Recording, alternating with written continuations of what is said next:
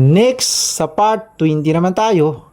Natapos ko nang ituro sa iyo sa last part ito na mga ito na kapag babangga sila sa 15 kaletrang ito. Ngayon ay dagdagan naman natin kapag sila ay babangga sa isang letrang ito na nag-isang letra ng ba. Yan. At bago yan ay unahin muna natin ito na continuation ng sabi ko na exception na hindi magbabounce. Itong dal, ba, jim, pa, nakalimutan ko, cough. Sabi ko na magbabounce ito ng mga letra. Pero kapag itong dal at saka ta, kapag nagkasunod sila ng ta, ay hindi pa rin magbabounce sa sitwasyon na ganito. Kagaya ng dito sa last part na dito sa wala ana abidum ma'abadtum. At ito, yung ganito naman dagdagan natin. Ito, yung ganito, yan. Ito ay ta, nagkasunod sila. Bali ito ay wag mo sabihin na ala ma farrattu fi jambillah. Hindi ito magbabounce kapag ganito. Sabihin mo lang ito na ala ma farrattu fi jambillah. Parang makagamit ka rin ng sadda dito. Siyempre dalawang nagkasunod na ta at saka ta, halos magkapareho din. Lalo na kapag nagiging sukun. Bali ang mga ganito, kagaya ng dun sa wala ana abidum ma'abadtum.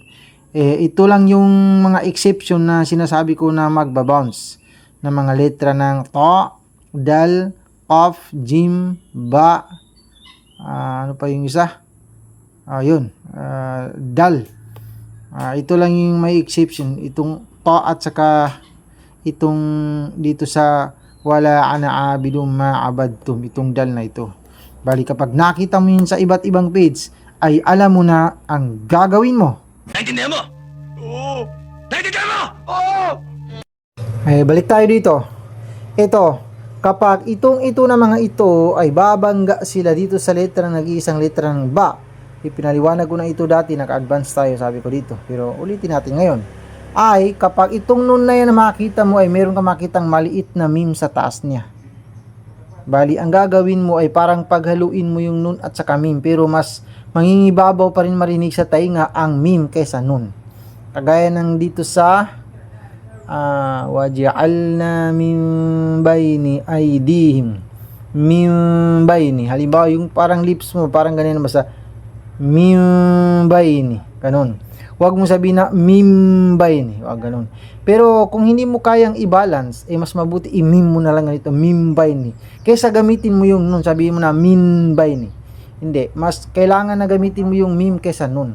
Bali, maliban dito sa nun ay kahit anong letra, basta may mim na maliit sa taas niya o di kaya ay sa baba niya, ay kapag sigurado talaga na ba ang kanyang babagain. Bali, ganun pa rin ang paraan kung bigkasin mo siya. Parang ganun. Parang mas tambe ka rin ng saglit dun at parang ganyan lang yung lips mo. Mimbay ni. At sa iba, buksan natin dito. Ito, siyempre, dito talaga tayo sa Suratul Takwir para maisaksak talaga sa bulayat natin ang mga ito na ito. O, ito na. Tingnan mo, may meme na maliit dito sa taas ng nun. Ito ay bi ay bin qutilat. Yan.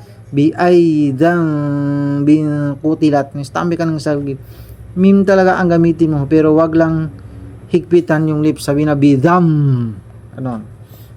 Pansinin mo lang gamit ang iyong tampilong kung paano ko bigkasin yung ganyan. Bali ganun yun ha, kapag nakita mo yan. At least alam mo na. Bali meron pa akong hanapin dito na kapareho niya. Basahin natin ulit para lagi kang ma-refresh. Tingnan natin kung meron pa ba dito na kagaya nyo. Idha syamsu kuwirat wa idhan nujumun kadarat wa idhal jibalu suyirat wa idhal isharu uttilat wa idhal uhusu husirat wa idhal biharu sujjirat wa idhan nufusu zuwijat wa idhal mau'udatu su'ilat بأي ذنب قتلت وإذا الصحف نصرت وإذا السماء قسطت وإذا الجحيم سعرت وإذا الجنة أزلفت علمت نفس ما أحضرت فلا أقسم بالخنس الجوار الكنس والليل إذا عسعس والصبح إذا تنفس إنه لقول رسول كريم ذي قوة عند ذي العرش مكين مطاع ثم أمين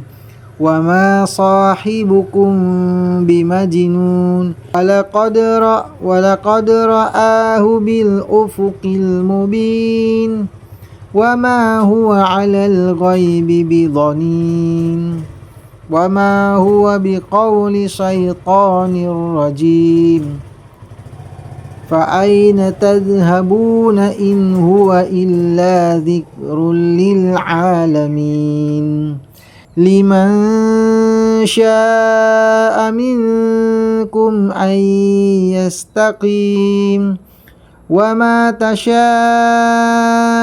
إلا أن يشاء الله رب العالمين.